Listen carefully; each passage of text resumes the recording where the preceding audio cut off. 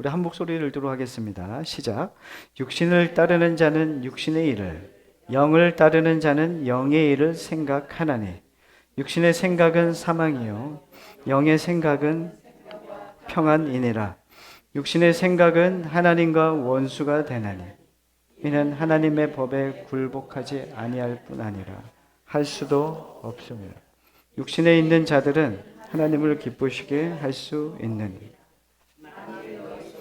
하나님이 영이 거하시면 너희가 육신에 있지 아니하고 영에 있나니 누구든지 그리스도의 영이 없으면 그리스도의 사람이 아니라.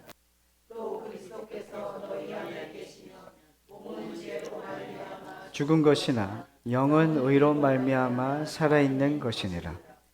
예수를 죽은 자 가운데서 살리신 이의 영이 너희 안에 거하시면 그리스도 예수를 죽은 자 가운데서 살리신 이가 너희 안에 거하시는 그의 영으로 말미암아 너희 죽을 몸도 살리시리라. 아멘. 영을 따라 행하는 사람이라는 주제로 말씀을 전합니다. 오늘 본문은 생명의 법과 사망의 법을 좀 더 구체적으로 설명해 주고 있습니다. 그러면서 생명의 법을 따르는 삶과 사망의 법을 따르는 삶이 어떤 차이가 있는지도 설명해 주고 있습니다. 자, 우리 5절 말씀을 제가 한번 읽겠습니다. 육신을 따르는 자는 육신의 일을, 영을 따르는 자는 영의 일을 생각하나니. 우리가 인생을 살아가는 데 있어 중요한 것이 무엇을 생각하느냐입니다. 무엇을 생각하느냐. 생각이라는 것은 한 사람의 인격과 그 사람의 사고의 총체적인 것을 주관하게 됩니다. 어떤 생각을 하느냐에 따라서 그 사람의 수준이 금세 드러나기 마련입니다. 육신의 쾌락과 본능을 추구하는 사람은 생각하는 것이 육적일 수밖에 없습니다. 말 속에도 육신의 것이 가득 차 있게 되죠. 내가 생각하는 것은 말로도 표현되고 삶으로 드러나게 된다는 것입니다. 자, 그러나 성령을 쫓는 사람은 신령한 것을 생각합니다. 6절 말씀 함께 읽겠습니다. 육신의 생각은 사망이요 영의 생각은 생명과 평안이니라. 아멘. 육신의 생각이 왜 사망입니까? 육신의 생각을 하는 사람은 어떤 사람입니까? 죄의 법에 매여 있는 사람. 죄의 법에 매여 있는 사람입니다. 죄의 법. 죄의 삭슨 사망입니다. 육신의 생각을 하는 사람은 그 삶이 겉으로 아무리 우아하고 화려하게 보여도 결국엔 뭡니까? 사망에 이를 수밖에 없다는 것이 성경의 선언이죠. 육신의 눈으로는 볼 수 없는 영의 생각을 추구하는 사람은 성령의 법에 매여 있는 사람입니다. 이런 사람에게 생명과 평안이 주어지는 것은 너무나도 당연한 것이죠. 왜요? 영에 속한 사람은, 영의 생각은 생명과 평안을 주님께서 허락하신다고 했습니다. 영원한 생명과 평안은 동의어입니다. 영원한 생명은 곧 평안이라고 얘기할 수 있겠습니다. 인간이 불안해하는 이유가 무엇인 줄 아십니까? 우리는 유한한 존재이기 때문입니다. 유한한 생명 속에는 근심과 불안이 있지만 영원한 생명 속에는 평안이 있습니다. 여러분들은 평안하십니까? 염려와 불안이 있습니까? 이거는 서로의 스스로에게 한번 물어보시기 바랍니다. 그런데 예수님을 믿는 사람이라고 해서 모두가 성령을 쫓는 사람은 아닙니다. 누구든지 언제든지 육신을 쫓아 죽음에 다다를 수 있게 될 수 있다는 것을 말하고 있습니다. 우리가 예수님을 믿음에도 불구하고 현재 모든 관심사가 예수님을 믿고 있는데 현재 모든 관심사가 육신에 매여 있다고 해봅시다. 그런 가운데 서로 간에 대화를 나눈다면 나와 그 사람과의 대화 내용이 예수 믿는 이들에게 걸맞는 대화가 될 수 있을까? 전혀 될 수 없겠죠. 내가 교회를 출석하고 있지만 예수님을 믿는다고 얘기는 하고 있지만 지금의 관심사가 육신에 거하고 있다면 믿음의 공동체 안에서 영에 충만한 사람들과 대화하는 가운데 그 사람의 대화가 이들 가운데 흘러 넘치는 주님의 은혜로 더욱더 드러나게 될까? 그렇지 않는다는 것이죠. 목사도 예외가 아닙니다. 목사의 영적 침체는 교회의 영적 침체입니다. 되게 중요한 것이죠.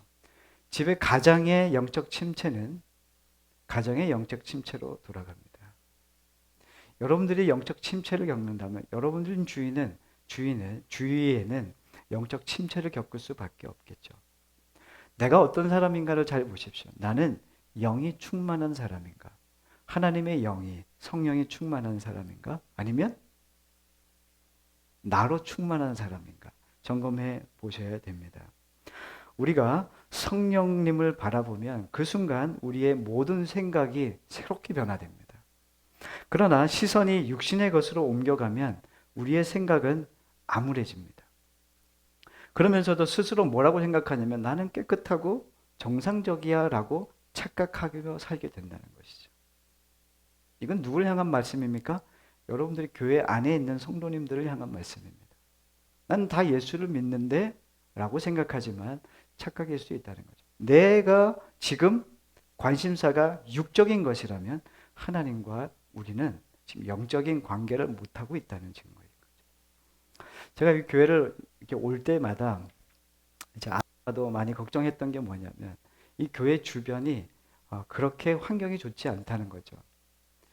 더군다나 저쪽 큰 길 가다 보면은 그 역전에는 무엇이 많냐면 여관, 러브 호텔들이 많이 있습니다. 그래서 그쪽을 지나가는 것을 좀 꺼립니다. 왜 그렇습니까? 자녀들을 태우고 가면 더 꺼려지죠. 우리에게는 그게 중요하지 않지만 자녀들에게는 더 심하게 유혹거리가 될 수 있겠죠. 한 동네에 이것이 두 개 다 있는 거예요. 교회 오면은 나는 거룩해지는 것 같고 거룩한 인격체 같은데 그 길을 지날 때면은 빨리 지나가야 되겠다는 마음이 확 들어요. 왜 그런 마음이 들까요? 거룩한 장소와 타락한 장소가 주는 영향이 있기 때문에 그렇다는 것이죠. 실제로 두 장소에서 만나는 사람들의 표정도 많이 다릅니다. 같은 공간에서도 생각의 방향이 다르면 삶이 달라집니다. 여러분들이 지금 같은 공간 안에 있잖아요. 그렇지만 여러분들의 생각의 방향이 다르면 삶도 다릅니다. 이게 더 중요한 것이죠. 공간도 중요하지만 여러분들의 생각의 방향이 더 중요합니다. 여러분들의 생각이 하나님을 향하여 성령님의 인도함을 받고 있다면 여러분들의 삶의 방향도 달라집니다. 그러나 그 방향이 온전치 못하다면 여러분들은 계속 불안하고 육적인 것을 관심하게 되고 그것에 힘을 쏟게 되고 몸이 매이게 되죠. 우리가 얼마나 오래 믿었는가가 중요한 것이 아니라 얼마나 자주 성령님을 쫓으며 얼마나 단단히 생명의 법에 매여 있는가가 중요합니다. 여러분들이 얼마나 교회를 다니셨습니까? 평생 모태신앙으로 살아온 분도 계시고 중간에 내가 성년이 되어서 예수를 믿은 사람도 있지만 연수가 중요한 것은 아닙니다. 내가 얼마나 성령님을 쫓아서 살아갔는가가 더 중요하죠. 한 시간이라도 성령님을 떠나면 우리의 생각은 이내 더러워지기 마련입니다. 신방을 해보면 그 성도가 성령님을 따라 살고 있는지 금방 알 수 있습니다. 공기는 눈에 보이지 않지만 우리는 이 맑은 공기를 금방 느낄 수 있습니다. 여기가 공기가 좋겠습니까? 평창이 공기가 좋겠습니까? 근데 공기가 보입니까? 안 보입니까? 안 보이죠. 근데 여러분들은 평창에 올라가면 야 상쾌하다. 근데 여러분들 집 나가면서 이렇게 충주에서 아우 이렇게 상쾌하다 이런 말 잘 안 하잖아요. 왜 그렇습니까? 더러운 걸 알아요. 이 공기가 분지형으로 되어 있어서 공기가 잘 안 빠지는 걸 알아요. 여러분 그래서 아침마다 뭘 봅니까?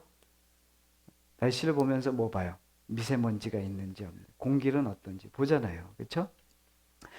맑은 공기는 우리를 맑게 하고 밝게 해줍니다. 자, 성령님 역시 그렇습니다. 성령님 우리 눈에 보이지 않지만 성령님을 쫓아 사는 성도의 집에서 예배를 드리면 영혼이 맑아집니다. 이 교회가 이 가정이 정말 주님의 기쁨과 주님의 성령님이 함께하고 있다는 것이 느껴집니다. 여러분 그런 거 느끼십니까? 교회도 그래요. 여러분들 교회 딱 들어오면 어떠세요? 우리 교회 딱 들어오면 어때? 딱 들어오면 아우 빨리 가고 싶다 이런 마음이 드십니까? 아니면은 교회 들어오면 야 너무 포근해 주님이 막 이렇게 막 안아주는 것 같아 이런 마음이 드십니까? 네. 억지로 막 얘기하시는 것 같은 느낌이 들었어요. 이렇게 저희 교회 방문하시는 분들을 이렇게 맞이하다 보면은 성도님들이 하나같이 그렇게 얘기하세요. 야, 우리 교회는 좀 따뜻한 느낌이 드네요. 이렇게 얘기 거의 하십니다. 한 두 분 이렇게 영이 좀 충만하지 않은 분들이 있는데 그런 분들 빼고는 그래요. 성도는 일상 속에서 주위 사람들에게 자연스럽게 선한 영향력을 끼쳐야 됩니다. 그 사람이 어떻게 그렇게 선한 영향을 끼칠 수 있습니까? 성령으로 영혼이 맑아지는 삶. 그 사람은 성령님과 함께 사는 삶은 언제 누구를 만나도 그 사람이 가는 곳곳마다 밝아요. 밝아져요. 밝아집니다. 그러나 죄의 법에 매여 있는 사람은 만나면 만날수록 불안합니다. 불안해요, 계속. 말을 하면 할수록 상대의 마음이 혼탁해집니다. 이게 성령에 속한 사람, 그 다음에 육에 속한 사람의 다름입니다. 분명히 우리가 알 수 있죠. 7절 말씀을 함께 읽겠습니다. 육신의 생각은 하나님과 원수가 되나니 이는 하나님의 법에 굴복하지 아니할 뿐 아니라 할 수도 없음이라. 아멘. 자, 여기에는 원수라는 말이 나는데 원수란 이유 요하 없이 막론하고 어떻게 해서든지 제거해야 될 대상이 원수입니다. 하나님께서는 육신을 쫓는 생각을 원수라고 얘기하십니다. 우리가 육신을 쫓는 동안 하나님의 법에 굴복하는 것은 불가능한 일입니다. 내가 육신을 쫓아 사는데 어떻게 하나님의 법에 굴복하겠습니까? 육신에 속하여 사는데 하나님이 귀에 들리겠습니까? 아무리 하나님의 말씀을 들어도 마음속에 담기지 않겠죠. 마태복음 16장 이후를 보면은 예수님께서 예루살렘으로 올라가십니다. 예수님은 예루살렘에 올라가시는 이유가 십자가에 죽기 위해 올라가십니다. 그 전에 예수님께서는 제자들을 모아놓고 내가 십자가에 죽을 거라는 말씀을 여러 번 하셨죠. 제자들은 다른 사람도 아니고 자신의 목숨을 걸고 예수님을 따르는 사람들입니다. 예수님이 이제 죽음을 향하여 달려가시는 그 걸음에 예수님이 말씀하시는 것을 듣고 믿어야 되는 것이 제자들의 삶입니다. 그런데 그 말을 제자들이 믿지 않습니다. 그리고 그뿐 아니라 예수님께서 세 번째 말씀하실 때 죽음을 예고하셨을 때 야고보와 요한은 어머니를 대동합니다. 어머니를 대동해서 이렇게 얘기하죠. 엄마도 얘기하죠. 치맛바람. 그때 당시에 치맛바람입니다. 주의 나라에서 주의 나라에 설 때 하나는 주님의 우편에, 하나는 주의 좌편에 앉게 하소서. 누가 얘기한 겁니까? 야고보와 요한의 어머니가 내 두 아들을 손에 붙잡고 가서 예수님 좀 잘 봐주세요. 이렇게 얘기한 거죠. 다시 말해 예수님께서 예루살렘에 올라가 한자리 하시면 내 자녀들을 좌우에 앉혀달라는 부탁이었습니다. 그들은 예수님께서 죽으시리라는 것은 꿈도 꾸지 않고 있습니다. 예수님이 죽으실 거라고 말씀을 하시는데 제자들은 하나도 이 예수님이 죽을 거라는 생각을 꿈에도 하지 않습니다. 예수님의 말씀이 지금 뭐예요? 들리지 않아요. 그들의 몸은 예수님을 따라가고 있지만 마음은 육신을 쫓고 있지 않습니다. 여러분들은 몸이 따르고 있는 게 중요한 게 아니라 마음이 따라야 됩니다. 그리고 예수님의 말씀을 들어야 돼요. 들음으로 믿음은 생깁니다. 내가 이 길을 걷고 갖고 있다는 것은 그냥 아무것도 모르고 길을 갈 수가 있는 거예요. 그 방향이 맞는지 이게 진짠지 그거에 대한 것은 중요하지 않아. 뭔가 내가 하고 있는 것에 집중하면 안 됩니다. 내 마음이 예수님의 마음을 알아서 그 말씀을 내가 받아들여 믿어. 그리고 그 믿음 말씀을 가지고 내가 순종하며 따르는 겁니다. 이게 그리스도인의 삶입니다. 자, 8절 말씀을 읽도록 하겠습니다. 8절 육신에 있는 자들은 하나님을 기쁘게 할 수 없느니라. 원수는 절대 하나님을 기쁘시게 할 수 없습니다. 원수된 상태에는 무엇을 하든지 오히려 상대를 분노하게 만들 뿐입니다. 그러면 대체 어떻게 해야 하나님을 기쁘시게 할 수 있을까요? 자, 우리 말씀 하나 찾아보겠습니다. 히브리서입니다. 오늘 본문은 잘 접어두시고 히브리서 11장입니다. 히브리서 11장 말씀을 함께 찾아보겠습니다. 히브리서 11장 5절 6절 말씀입니다. 자, 우리 함께 히브리서 11장 5절 6절 읽겠습니다. 믿음으로 에녹은 죽음을 보지 않고 옮겨졌으니 하나님이 그를 옮기심으로 다시 보이지 아니하였느니라. 그는 옮겨지기 전에 하는 자라 하는 증거를 받았느니라. 믿음이 없이는 하나님을 기쁘시게 하지 못하나니 하나님께 나아가는 자는 반드시 그가 계신 것과 또한 그가 자기를 찾는 자들에게 상 주시는 이심을 믿어야 할지니라. 아멘. 하나님을 기쁘게 하는 것은 뭐라고요? 믿음입니다. 오직 믿음. 하나님을 기쁘게 할 수 있는 것은 오직 믿음. 그럼 믿음은 뭘까요? 여러분 믿음을 어떻게 정의하십니까? 믿음. 하나님의 법에 굴복하지 않는 것은 육신에 있는 것입니다. 하나님의 법. 하나님 밥이 아니라 하나님의 법. 하나님의 말씀에 굴복하지 않으면 육신에 거하는 겁니다. 내가 오늘은 말씀을 못 지켰네. 지킬 수 있었는데 못 지켰네. 이게 아니라 내가 육신에 거하여 살고 있는 하나님의 말씀을 따르지 않고 있다는 것은 내가 육신에 반응하고 있다는 것을 의미합니다. 육신에 반응하는 삶은 하나님을 기쁘시게 할 수 없습니다. 하나님의 법 앞에 굴복하는 것이 하나님을 기쁘시게 하는 겁니다.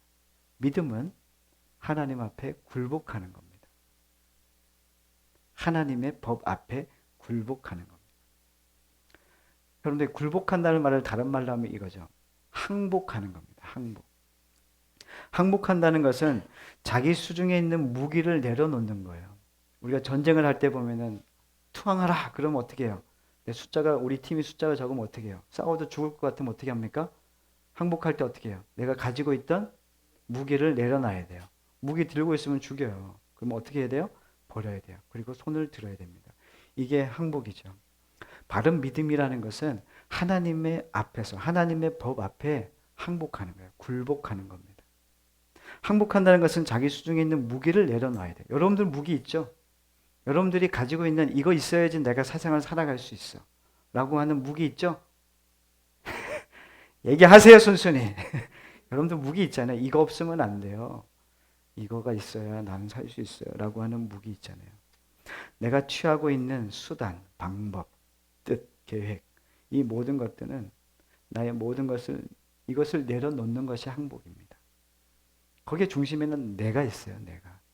내가 원하는 뜻, 내가 원하는 방법, 내가 원하는 계획 다 나로 비롯되어진 이것이 바로 내려놓아져야 하나님의 법 앞에 항복해야만 우리가 믿음으로 살 수 있다는 거죠. 그래서 바른 믿음은 하나님 앞에서 내가 가지고 있는 모든 것을 철저하게 내려놓는 겁니다. 자, 여러분들 내려놓으면 여러분들은 죽을 것 같습니까? 완전한 믿음의 삶을 살아 하나님의 영광이 되고 기쁨이 되는 삶을 살 것 같습니까? 네, 그렇죠. 근데 여러분들은 그렇게 살고 있습니까? 여러분들이 입술로는 이게 영광이고 이게 기쁨이라고 얘기하지만 내려놓으면 죽을 것 같아. 여러분들은 이 두 마음이 여전히 공존하고 있습니다. 오늘 8장 말씀은 믿은 사람에 대한 반응인데 근데 믿었다고 착각하는 사람들도 분명히 있고 믿었는데 이러한 갈등을 일으키는 부분들도 분명히 있습니다. 이것을 분명히 해야 될 필요가 있어요.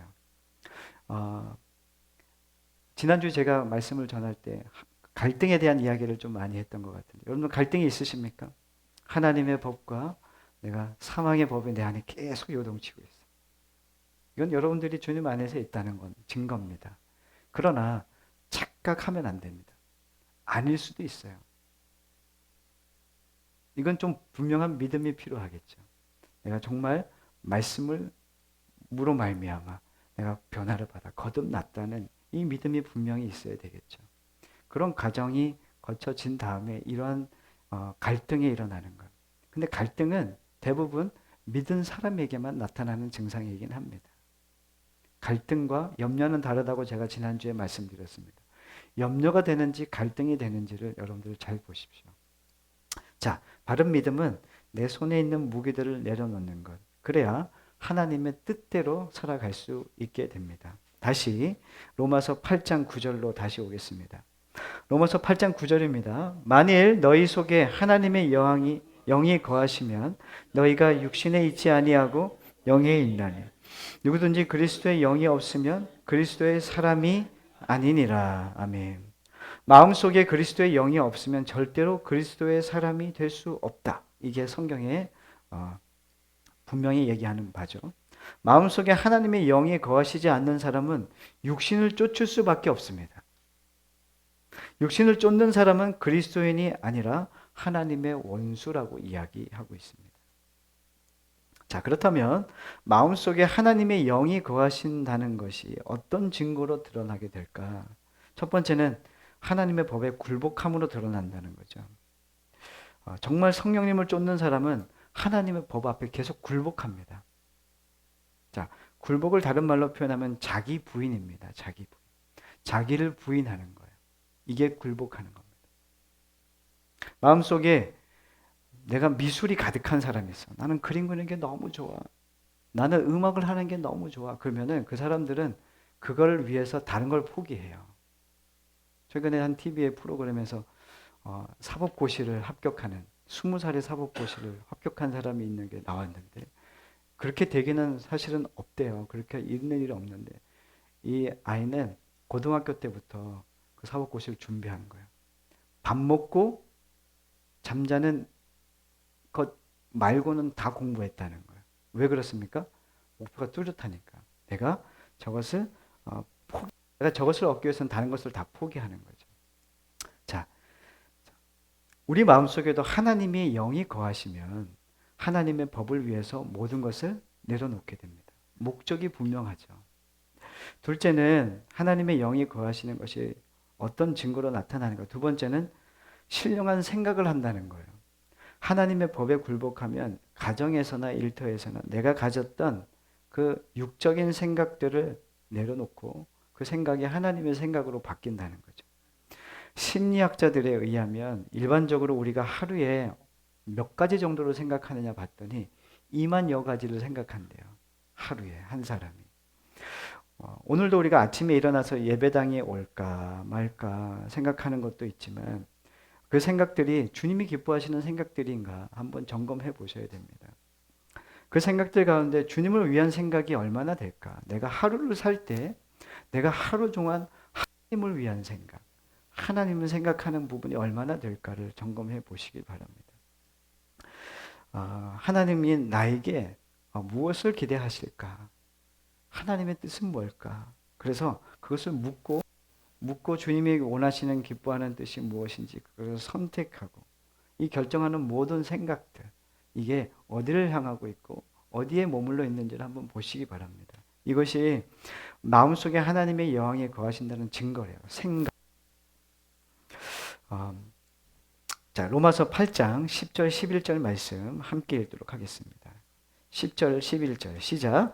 또 그리스도께서 너희 안에 계시면 몸은 죄로 말미암아 죽은 것이나 영은 의로 말미암아 살아있는 것이니라. 예수를 죽은 자 가운데서 살리신 이의 영이 너희 안에 거하시면 살소의 예수를 죽은 자 가운데서 살리신 이가 너희 안에 거하시는 그의 영으로 말미암아 너희 죽을 몸도 살리시리라. 아멘. 여기 말씀의 10절 말씀 끝부분에 이렇게 되어 있어요. 영은 의로 말미암아라고 하는 표현이 있습니다. 의로 말미암아라고 하는 구절을 그 원문에 가깝게 표현하면 이런 겁니다. 하나님께서 주신 의로서라고 하는 표현입니다. 의로 말미암아라고 하는 게 하나님께서 주신 의로서라고 하는 뜻입니다. 우리가 하나님의 영을 쫓아 살면 육신은 죽음으로 썩어 없어진다 해도 우리의 영은 하나님께서 주신 의로서 영원히 살게 됩니다. 왜요? 주님이 당신의 의로 우리를 살리셨거든요. 죄로 죽을 수밖에 없는 우리를 예수 그리스도께서 우리가 이미 죽었다 해도 주님의 부활의 생명으로 당신의 의로 우리를 살리실 거란 말이에요. 이런 의미를 두 가지로 좀 표현해 볼 수가 있는데 다시 첫 번째는 뭐냐면 우리 안에 영원한 생명이 거하면 이제까지 몸으로 행하던 죄의 행실이 모두 바뀌게 되는 거예요. 지금까지 우리의 육신은 죄의 도구로 쓰였단 말이에요. 근데 하나님의 의로서 살아가는 사람은 어떤 마음이 드냐면 이전에 행하던 죄가 내가 이젠 죄의 도구로 쓰여지면 안 되겠다라고 하는 생각을 해요. 나 죄의 도구로 쓰여지면 안 되는데 나는 어떻게 쓰여져야 돼요? 의의 병기로 쓰여져야 되는데 이 생각이 바뀝니다, 완전히. 어떻게 해서든 하나님의 의의 병기가 되고 싶어요. 이게 바뀌는 거예요. 이전에는 내 마음대로 하는 게 내 생각이었는데 내가 성령이 내 안에 계시고 주님께서 내 안에 의로 여겨진 이 믿음이 있으면 내가 어떻게 해서든 의의 병기로 나를 드리고 싶어져요. 주님 나를 사용해 주세요. 이런 기도 있잖아요. 주님 마음껏 사용하세요. 이런 기도는 어떤 기도냐면 주님이 내 안에 의로 여겨지고 그분의 의로 말미암아 그 생명으로 살아가는 사람이에요. 두 번째는 뭐냐면 우리가 죽은 뒤에 우리의 영은 구원받고 육신은 소멸되지만 하나님의 은총 속에서 육신도 신령한 몸으로 부활할 것을 하나님이 약속하신 걸 알게 돼요. 하나님의 약속을 믿는다는 거예요. 죽음은 영원한 생명으로 들어가는 통과 의례라는 거예요. 여러분들, 우리는 분명히 죽습니다. 여러분들이 죽고 싶지 않아도 여기 있는 사람들은 모두 죽습니다. 죽음을 경험해야 됩니다. 죽음이라고 하는 이 물을 통과해야 하는 것이죠. 믿는 사람이든 믿지 않는 사람이든 모두 죽습니다. 그런데 하나님의 법 앞에 굴복한 사람의 죽음은 그 죽음이 끝이 아닌 거예요. 그 죽음의 끝이 아니라 영원한 하나님의 나라가 있다는 것을 아는 사람은 그 슬픔이 아니게 되는 거죠. 선교지에 가보면 젊은 나이에 젊은 선교사로 떠나갔다가 젊은 나이에 거기에서 순교하는 선교사님들이 있습니다. 여러분들은 그런 분들 볼 때 어떤 마음이 드십니까? 불의의 사고로 선교는 한 번도 못 해보고 선교사로 그곳에 가서 이제 시작하려고 하는데 차를 이동하다가 젊은 나이에 그냥 거기에서 사망하고 만 사건들이 있습니다. 아유, 안타까워. 여러분들 어떤 마음이 드십니까? 저는 이런 얘기를 들었습니다. 아유, 저 사람은 꽃도 못 피우고 끝났네. 아유, 선교는 못 해보고, 아유, 안타까워. 이런 얘기를 많이 들었습니다. 이게 정말일까요? 여러분은 어떻게 생각하십니까? 이미 그 30대에 선교사가 되겠다고 주님 앞에 부름을 받아 그 먼 타국 땅에 비행기를 타고 날아가는 그 순간부터, 아니, 그 전부터 하나님은 이미 그를 사용하셨어요. 그 사람의 죽음이 헛될까요? 저는 절대 헛되지 않는다고 믿거든요. 우리는 안타까운 마음이 들 수는 있지만 하나님이 보실 때는 절대 그렇지 않죠. 리빙스턴이라고 하는 선교사가 있어요. 아프리카 선교사님이었는데 주님의 복음을 전하다가 어느 날은 이 아프리카 땅에 뭐가 많냐면 짐승들이 많잖아요. 근데 어느 날 사자가 나타난 거예요. 이제 물려 죽을 수 있는 상황이 된 거예요. 근데 그와 함께 그 사역을 같이 했던 한 사람을 통해서 사자의 그 공격에서 살아날 수 있었어요. 근데 이 리빙스턴 선교사님이 어떤 마음을 가졌냐면, 어우, 다행히 살았다. 이렇게 얘기하지 않고 어떻게 얘기했냐면, 오늘 하나님께서 나를 그 좋은 천국으로 불러주시지 않은 것은 내가 게을러 이 땅에서 해야 할 일을 마무리하지 못했기 때문에 나를 데려가시지 않았구나. 이렇게 얘기했대요. 여러분들 죽는 것이 좀 슬픕니까 아직도?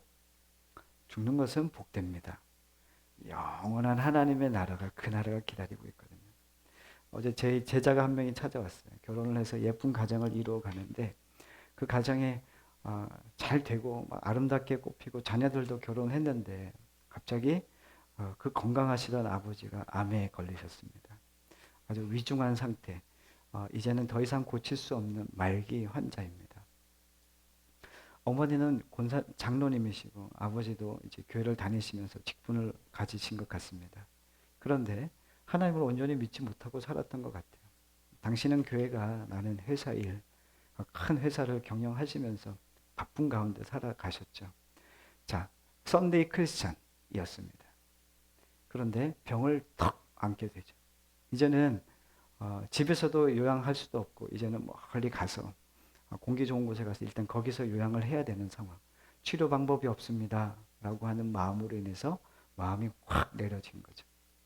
이제는 기댈 바가 없게 된 겁니다. 병원도 가기 싫어 라고 하는 그런 수준까지 이르게 됐는데, 시간이 몇 달 지나고 난 다음에 하나님께서 치료 방법을, 치료할 수 있다라고 하는 소식을 어떤 병원을 통해서 알게 됐습니다. 하나님께서 그의 마음을 만져주신 것 같아요. 그 상황 가운데. 이제는 내가 하나님을 의지해야 되는구나 라고 하는 것을 알게 된 거예요. 이제는 그 말과 행동하는 게 달라졌다는 거예요. 말기 암 환자인데 지금 내가 죽을 날을 앞두고 있는데, 근데 그의 마음에는 더욱더 하나님을 향하고 하나님을 붙들고자 하는 믿음이 더욱 강하게 나타나고 있다는 이야기를 들었습니다. 그러면서 그 그 제자 청년의 그 집사가 얘기하는 게 뭐냐면, 목사님, 이게 복이죠. 이것만 있어도 되죠. 이것만 충분할 것 같아요. 이렇게 얘기하는 그 얘기를 듣고 참 감사했습니다. 여러분들은 어떻습니까? 예수를 얻고 모든 것이 해로 여겨지는 사도 바울의 고백이 여러분들의 고백입니까? 아니면 예수를 얻고 더 많은 것이 더 필요하십니까? 로마서 8장은 이 성령에 대한 이야기가 많이 나와요. 푸뉴마라고 하는 단어가 8장에만 21번 나옵니다.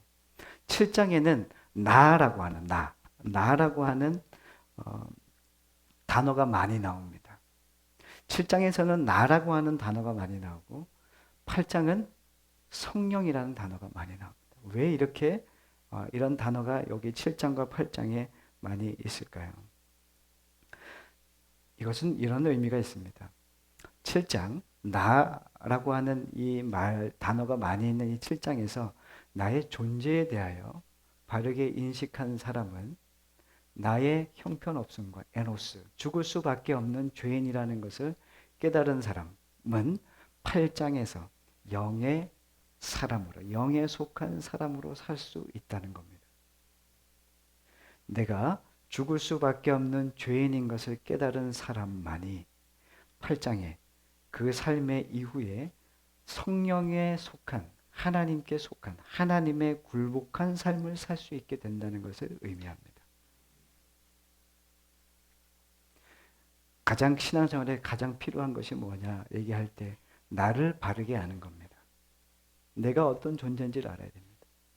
내게 힘이 있으면 여전히 내 힘을 믿어요. 내 주머니에 돈이 많으면 돈을 믿죠. 내게 능력이 많거나 지혜가 있고 권력이 있고 힘이 있으면 그것을 의지합니다. 죽음을 앞둔 사람에게 무엇이 중요할까요? 돈? 큰 집? 자동차? 아니요, 아무것도 중요하지 않습니다. 마지막 붙들어야 되는 것이 무엇인지 보이는 것. 이것이 은혜죠.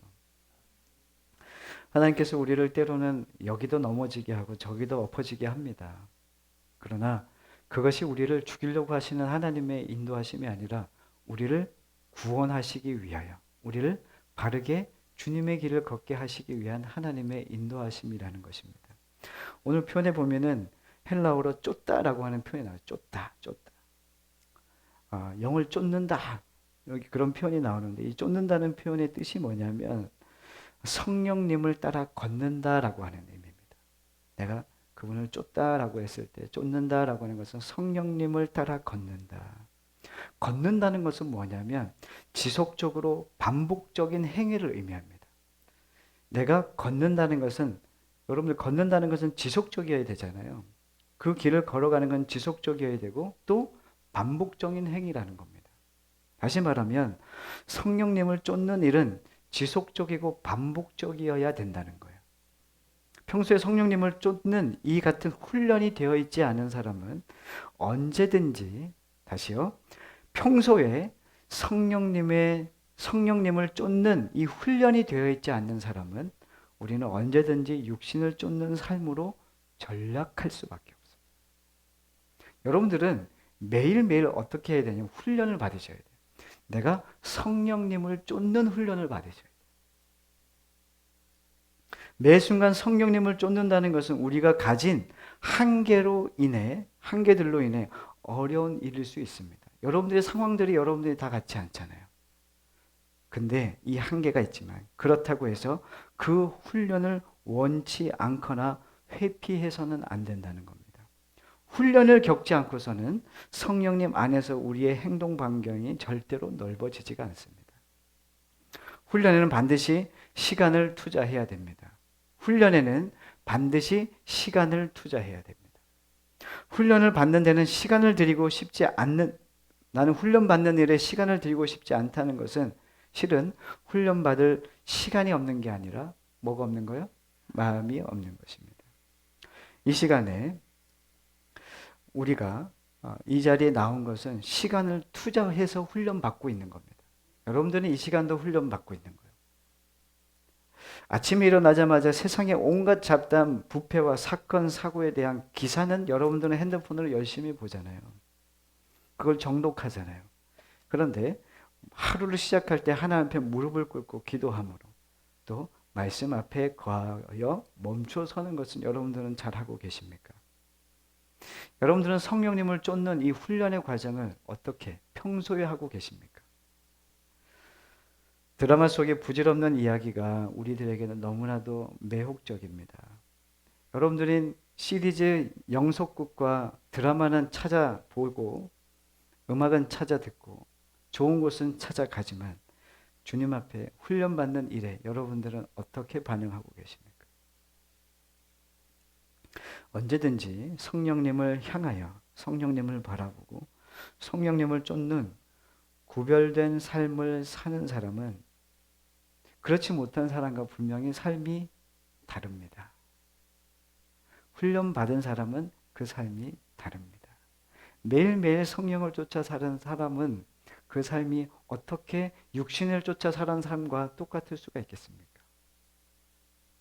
1년, 2년, 3년, 4년, 그 다음에 6년, 7년, 8년 지날 겁니다.